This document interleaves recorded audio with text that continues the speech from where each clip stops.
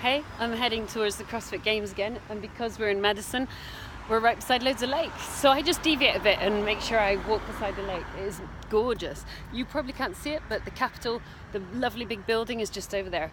All right, today's video. An oldie but a goodie. The harder you work, the luckier you get. And that was brought back again to me in complete obviousness yesterday. There's a fantastic woman I know called Maz Glover, who's done CrossFit for years. I've known her for years. She comes from Plymouth.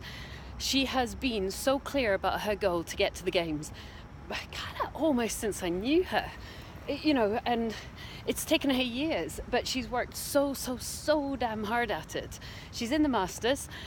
She almost got there last year. She almost qualified, but didn't quite get there. She was very close, and then this year she's made it.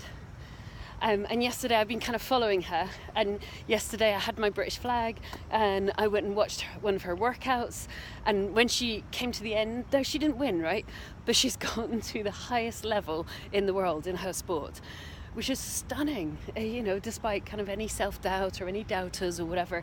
And when she got to the end of that particular workout, she was jumping up and down with absolute glee. She hugged pretty much every single person in sight, and I had massive goosebumps because I just observed from a distance how much it's taken for her to get there, how dedicated she's been. And it goes back to, and I can never quite remember the book, but I've done a book review for you guys we got a book recommendation playlist. I think it's either Erik Erikson or Anders Ericsson or Eric Anderson. Anyway, it's called Peak Performance, and it's the chap who inspired Malcolm Gladwell's 10,000 hours theory, because he did the academic research, and he talks about three things. He talks about he studied athletes, he studied musicians, world-class musicians, world-class athletes. He studied very high-level business people because he wanted to see what the components of success were. And he talks about having a feedback loop. So that's a coach, isn't it? For sport, it's obvious. For music, it's obvious. Most people have a music teacher or a music coach, etc. For property, we're a little bit more like, not sure about education. Well, I believe in it, because you need that feedback loop. You need that support and assistance from somebody above. It's then talking about pushing to the edge. So you push to your capacity and absolutely make the gains at that fine incremental edge, but you never go over. And that, again, it's easier to see actually in sport, isn't it? So you push to the edge, but you don't get injured. And that's easy to understand because it's very physical, it's very tangible. In business, it's more, and I certainly push to the edge. My friend Mark and I used to call it redlining. I have to tell you, it wasn't super fun at all, because I don't think once I ever bought a house when I actually had the money. But really, you're talking about, for businesses particularly, I think, pushing to the edge of your capacity in terms of work, pushing to the edge of your capacity in terms of your knowledge, and pushing to the edge, particularly in business, of your capacity in terms of cash flow. But at the same time, never getting injured. So what does that mean for cash flow? It means push to the edge, but always be so mindful that you never get caught out. You've got, to the point you're getting insolvent, really, isn't it? So you need to be mindful of your cash flow in the same way that, like, an athlete needs to be mindful of their muscles and make sure they do enough rehab, enough massage, enough exercise, enough stretching to make sure whilst they're pushing to the edge, they don't get injured and then get knocked out for a while. And then the third thing he talks about is 10,000 hours. Now, Maz, who I'm a big fan of, by the way, great person, and just utterly gorgeous to see her achieve her goal, has worked incredibly hard for years. And this book talks about 10,000 hours. You need to put in a minimum of 10,000 hours. And if I look back, I've definitely put in 10,000 hours. And what happens is that builds upon your expertise.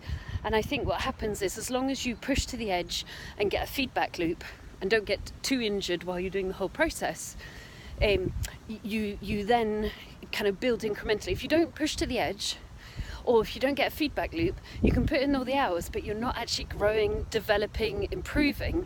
So what use are those hours? Because they've not taken you beyond where you previously were, either from information coming back into your brain on your feedback loop, which is like your mentor or your education, or from pushing to the edge of your capabilities. So what to do is make sure you put in the hours, but make sure you put in the hours that are thoroughly pushed to the edge with a feedback loop so that you're growing the whole time. And Maz has put in, I'm sure, way over 10,000 hours. So sport often translates back into business, isn't it? If you're in property, you're going to move from being unconsciously incompetent, that's the kind of beginner level. You know, if you go to property meets and you're like, oh God, I'm so embarrassed, everybody looks so knowledgeable and I don't know anything. Then unconsciously incompetent, you're just excited about property. You're like, yay, this is going to work. Then consciously incompetent. Oh, that's the embarrassed stage. Oh man, everyone knows more than me. Yeah, do you know what? You got to learn somewhere. And then consciously competent, you stay there for quite a long time and you're really building your skills. Then unconsciously competent, where you just automatically know what to do. And that's because you've had the situation many times before.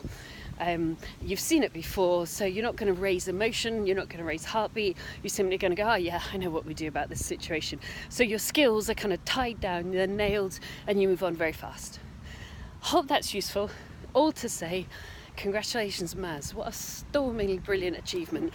And if, you know, in the most lovely way, if she can do it in her chosen field, you can definitely do it in your chosen field. Push to the edge, have a feedback loop, a coach or a mentor, and put in the hours. That means work hard. Bye.